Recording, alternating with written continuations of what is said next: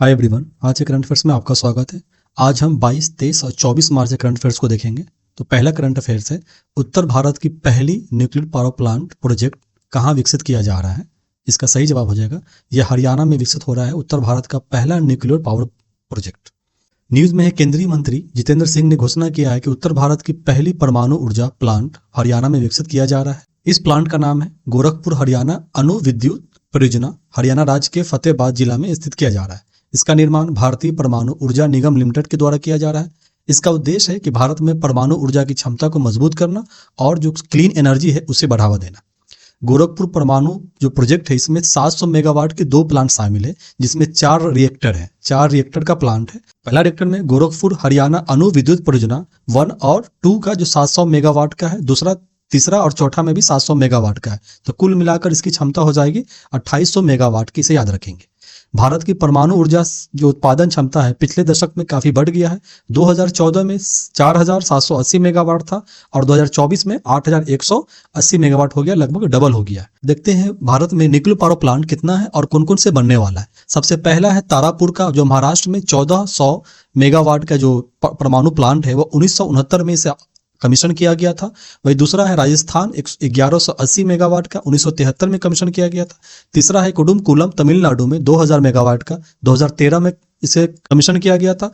कैगा है कर्नाटका का 880 मेगावाट का 2000 में, और वही काकरापुर गुजरात मद्रास का तमिलनाडु में जो 1984 में किया गया था। और नरोड़ा में 1991 में उत्तर प्रदेश में किया गया था नरोड़ा का। वही गोरखपुर नाम से जो है हरियाणा, वो भी ये आने वाला हरियाणा में है। महाराष्ट्र में जैतापुर में ये भी अपकमिंग है, यहाँ भी स्थापित किया जाएगा। और मीठी विरदी जो प्रस्तावित गुजरात का है 6000 मेगावाट का। तो ये 3 पावर प्लांट है जो इन फ्यूचर ये आने वाला है, बनकर कंप्लीट हो जाएगा। इससे हम देख लें, भारत का सबसे पहला जो परमाणु ऊर्जा प्लांट था वो तारापुर महाराष्ट्र का था। इसे याद रखेंगे। अगला सवाल है, 2025 में 12वें विशेष ओलंपिक विश्व शीतकालीन खेल जो special Olympic world winter game है, ये किसको कहाँ आयोजित किया गया था। इसका सही जवाब हो जाएगा ट्यूरिन, इटली में इसका आयोजन किया गया था। इसमें देखते हैं भारत का प्रतियोगिता कैसा रहा। स्पेशल ओलंपिक वर्ल्ड जो विंटर गेम है ये इटली में इसका इटली में आयोजन किया गया था। इटली में विश्व शीतकालीन खेल 2025 की मेजबानी किया और यह पहली बार था जो इटली इस खेल का मेजबानी किया था। इटली के लिए पहली बार था। भारत अभी तक इन खेलों का मेजबानी नहीं किया है, इसे याद रखेंगे। पहला इसे कहाँ किया गया था, शिकागो में 1968 में इसका आयोजन किया गया था, अमेरिका में। वही युवा मामले और खेल मंत्रालय ने पदक विजेताओं के लिए नगद पुरस्कार की घोषणा की है। कौन कौन सा जीता है, तो भारत जीता है गोल्ड कुल 8 जीता है, सिल्वर मेडल जीता है 18 और ब्रोंज जीता है 7। स्नोइंग में हुआ है 10 मेडल्स, अल्पाइन स्कीइंग में हुआ है 10, स्नो बोर्डिंग में 6 हुआ है, शॉर्ट ट्रैक स्पीड स्केटिंग में 4, क्रॉस कंट्री स्कीप में 2 हुआ है और फ्लोर बॉल में 1 हुआ है। ये इतने स्पोर्ट्स में कुल मिलाकर के ये 8 गोल्ड, 18 सिल्वर और 7 ब्रोंज। स्वर्ण पदक वाले को 20 लाख रुपया नगद दिया जाएगा, रजत पदक वाले को 14 लाख रुपए और जो कांस्य ब्रोंज जीता है उसे 8 लाख रुपया सरकार की तरफ से पुरस्कार, नकदी पुरस्कार का घोषणा किया गया। अगला सवाल है, 2025 का स्टॉकहोम जल पुरस्कार किसने जीता है। इसका सही जवाब हो जाएगा यह गुंटर ब्लोचस के द्वारा ये जीता गया है 2025 का स्टॉकहोम वाटर प्राइज। प्रसिद्ध जल विज्ञानी गुंटर ब्लोचेस ने विश्व स्तर पर बाढ़ की जोखिम और जलवायु परिवर्तन के प्रभाव पर उनके शोध के लिए 2025 का स्टॉकहोम जल पुरस्कार से सम्मानित किया गया है। स्टॉकहोम वाटर फाउंडेशन द्वारा royal Swedish academy of sciences के सहयोग से यह प्रदान किया जाता है प्रत्येक साल। स्टॉकहोम जल महोत्सव एक भाग के रूप में 1991 में इसे स्थापित किया गया। प्रथम विजेता था 1991 कनाडा का जो प्रोफेसर डेविड डब्ल्यू शिंडलर के द्वारा इसे जीता गया था, जो झीलों पर प्रदूषण और जलवायु प्रभावों को समझने के योगदान के लिए पहचानने के लिए दिया गया था। 2025 में योगदान गुंटर ब्लोचल वियना प्रौद्योगिकी विश्वविद्यालय में प्रोफेसर के रूप में काम करते हैं। अगला सवाल है, कौन सा संगठन वार्षिक UN world water development report जारी करता है। इसका सही जवाब हो जाएगा यह यूनेस्को के द्वारा जारी किया जाता है। United Nation Educational Scientific and Cultural Organization के द्वारा यह प्रत्येक साल जारी किया जाता है वाटर पे रिपोर्ट। संयुक्त राष्ट्र ने संयुक्त जल विकास रिपोर्ट 2025 जारी किया है, जिसमें ग्लेशियर संरक्षण को वैश्विक प्राथमिकता बताया गया। यूएन वाटर द्वारा प्रति वर्ष प्रकाशित यह मुख्य रिपोर्ट है जो वैश्विक जल एवं स्वच्छ मुद्दों पर नीतिगत आंकड़े उपलब्ध कराता है। रिपोर्ट का नाम था water towers mountain and glacier, 2025 का एडिशन का नाम है। इसका प्रकाशन कौन था, यूएन वाटर की ओर से यूनेस्को के द्वारा ये प्रकाशित किया गया है। रिपोर्ट में मुख्य बात था कि विश्व भर में अरबों लोगों को जल उपलब्ध कराने वाली प्रमुख स्रोतों के रूप में पर्वत और ग्लेशियर की भूमिका का प्रकाश डाला गया और इसके संरक्षण पे भी प्रकाश डाला गया। 2025 में विश्व जल दिवस 22 मार्च को मनाया जाता है और इस साल का थीम था ग्लेशियर संरक्षण। इसका इतिहास है कि पहली बार 1992 में रियो डे जेनेरियो में पर्यावरण और विकास संयुक्त राष्ट्र सम्मेलन के द्वारा प्रस्ताव लाया गया था, जो प्रत्येक साल संयुक्त राष्ट्र जल विकास रिपोर्ट जारी किया जाता है। आधिकारिक तौर पर संयुक्त राष्ट्र महासभा द्वारा 1993 में इसे स्थापित किया गया था। अगला सवाल है, किस मंत्रालय ने ड्रोन अनुसंधान के लिए national innovation challenges for drone research Nidar की शुरुआत किया है? इसका सही जवाब हो जाएगा यह ministry of electronics and information technology द्वारा मिट्टी के द्वारा ये शुरुआत किया गया है, निडार प्रोजेक्ट। इलेक्ट्रॉनिक एंड सूचना प्रौद्योगिकी मंत्रालय ने ड्रोन फेडरेशन ऑफ इंडिया ने सोयान पहल के तहत, इसे याद रखेंगे, सोयान पहल के तहत ड्रोन अनुसंधान के लिए national innovation challenge for drone research Nidar का शुभारंभ किया। इसका मंत्रालय है इलेक्ट्रॉनिक एंड सूचना प्रौद्योगिकी मंत्रालय ने ड्रोन फेडरेशन ऑफ इंडिया के साथ मिलकर यह पहल की शुरुआत किया। उसका उद्देश्य है कि आपदा प्रबंधन, सटीक कृषि में अनुसंधान, नवाचार और वास्तविक दुनिया में ड्रोन के प्रयोग को प्रोत्साहन देना, स्वायत्त ड्रोन समाधान विकसित करने के लिए 100 से अधिक छात्र टीमों को शामिल करना और स्टार्टअप इक्विवेशन, क्लाउड क्रेडिट और सॉफ्टवेयर समर्थन और इंटर्नशिप को बढ़ावा देना। अगला सवाल है, सूरीनाम किस महाद्वीप पर स्थित है? सूरीनाम एक देश का नाम है, यह किस महाद्वीप पर स्थित है? इसका सही जवाब हो जाएगा यह दक्षिणी अमेरिका में एक देश है सूरीनाम। चलिए देखते हैं न्यूज में कि भारत और सूरीनाम विकास साझेदारी के हिस्से के रूप में सूरीनाम के फ्रूट उद्योग के विकास के लिए $1 मिलियन के मूल्य राशि की मशीनरी भेजा है। ये भारत हेल्प किया है। सूरीनाम एक दक्षिण अमेरिका के तटीय पर स्थित एक देश है। इसकी राजधानी है पारामारिबो और यहाँ के मुद्रा को कहा जाता है सूरीनामी डॉलर। इसे देख लेते हैं मैप में। ये सूरीनाम है, इसके उत्तर में अटलांटिक महासागर है और इसके पश्चिम में है आपको गुआना और इसके पूर्व में है फ्रेंच गुआना और इसके दक्षिण में है ब्राजील। ये 3 देशों से सीमा साझा करता है। उत्तर में अटलांटिक महासागर से सीमा साझा करता है। पड़ोसी देश जान ली, अटलांटिक महासागर उत्तर में है, फ्रेंच गुआना पूर्व में, ब्राजील दक्षिण में और गुआना पश्चिम में। इसकी भौगोलिक विशेषता के बारे में जानते हैं। यहाँ के पर्वत है जुलियान, जो सबसे ऊंची पर्वतमाला है। यहाँ की प्रमुख नदियां हैं कैरेंटाइन, कोपेपेन, सूरीनाम और मेरोनी नदी शामिल है, जो उत्तर में अटलांटिक महासागर में जाकर के मिल जाता है। यहाँ की पठार और मैदान के बारे में जानते हैं। कृषि के लिए दलदली भूमि और पोल्डर सहित नया तटीय मैदान भी है। जेंडरी सवाना उष्णकटिबंधीय वर्षा वनों के साथ रोलिंग पहाड़ियों का स्थित है और दक्षिण क्षेत्र में उच्च भूमि और ब्राजील सीमा के पास सिपालिविनी सवाना क्षेत्र शामिल है।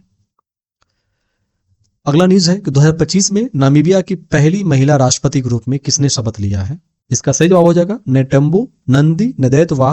यह नामीबिया की पहली महिला राष्ट्रपति के रूप में शपथ लिया। नामीबिया में नेटम्बो नंदी नदैतवा अपनी पहली महिला राष्ट्रपति के रूप में शपथ दिलाई है, जिससे वह अफ्रीका के दूसरी प्रत्यक्ष रूप से निर्वाचित महिला राष्ट्राध्यक्ष बन गई है। इससे पहले कौन था?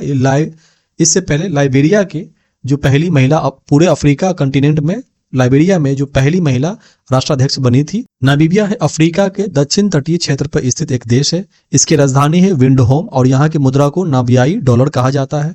इसको देख लेते, ये नामीबिया है।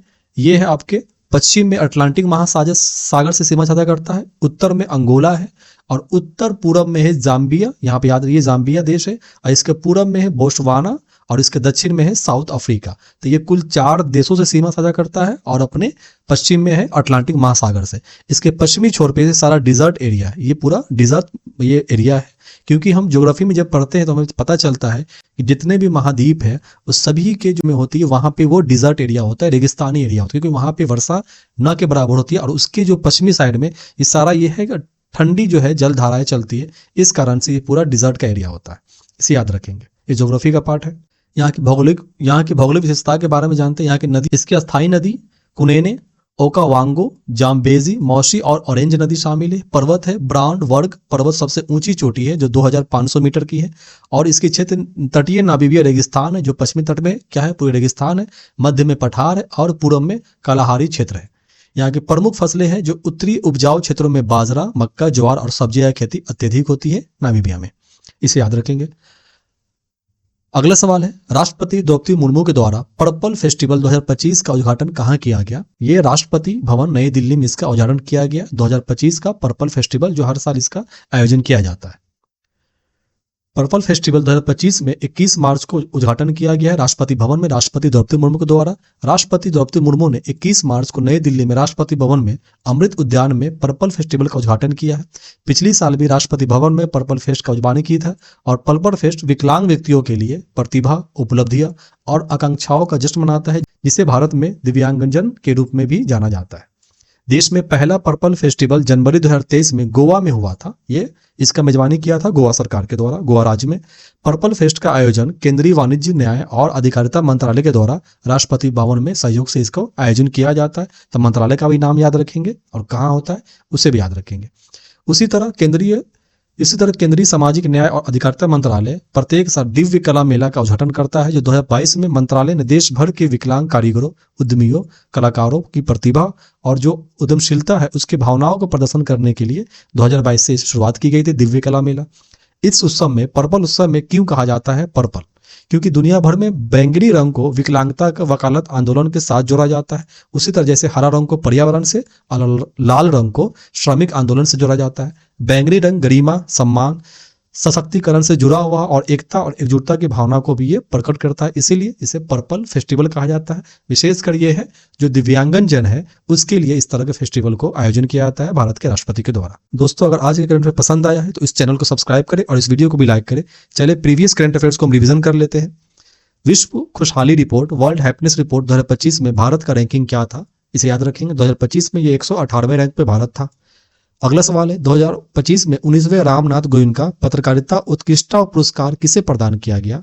तो ये किसके द्वारा प्रदान किया गया था? तो ये राष्ट्रपति द्रौपदी मुर्मू के द्वारा प्रदान किया गया था। अगला सवाल है अभ्यास वरुणा 2025 नौसेना अभ्यास है, किस समुद्र में इसका आयोजन किया गया? तो ये अरब सागर में आयोजन किया गया है अभ्यास वरुणा। नेक्स्ट क्वेश्चन है 2025 में किस संगठन ने फ्री स्पीच इंडेक्स जारी किया है? इसका सही जवाब हो जाएगा the future of free speech, इसके द्वारा जारी किया गया था फ्री स्पीच इंडेक्स 2025 का। अगला सवाल है बेतवा नदी का उद्गम भारत के किस राज्य से होता है? तो ये मध्य प्रदेश से होता है बेतवा नदी। दोस्तों, आज की वीडियो में बस इतना ही। अगर ये वीडियो पसंद आया है तो इस चैनल को सब्सक्राइब करें, इस वीडियो को लाइक करें और अपने दोस्तों में भी शेयर करें। तब तक के लिए stay focus and keep learning. Thank you and take care.